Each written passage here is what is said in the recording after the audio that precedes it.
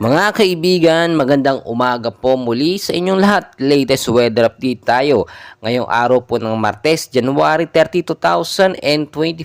Pero bago tayo magpatuloy, huwag mo kalimutan mag-like and subscribe and pahit ng notification bell para ma-notify ka sa ating mga susunod na latest weather update. Mga kaibigan, may hypnosis po tayo ngayon. Northeast monsoon po ang nakakaapekto sa ilang bahagi pa rin po ng Luzon at Visayas. At meron din po tayong binabantayan ngayon na low pressure area outside par or sa labas ng Philippine Area of Responsibility na may layo pong 1,000 kilometers east southeast of southern Mindanao. So kung titignan nyo po mabuti, mas maganda ngayon pa lamang po maghanda na tayo kahit po nasa labas ng Philippine Area of Responsibility.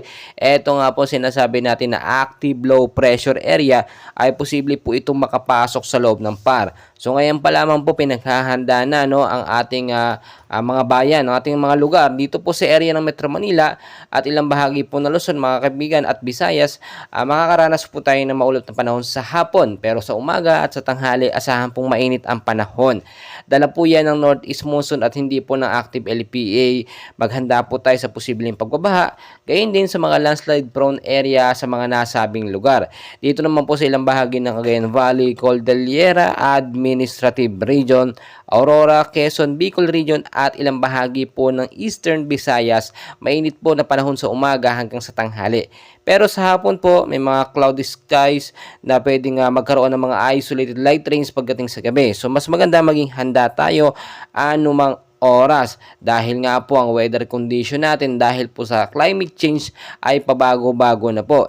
Dito naman po sa area ng Davao Region, Caraga, Bukidnon, Misamis Oriental, Camiguin at kasama na po ang Southern Leyte, Mainit po sa umaga at sa tanghali, pero sa hapon asahan po magkaroon ng mga isolated light rains, Kasama po diyan yung sinasabi po natin na trap of LPA.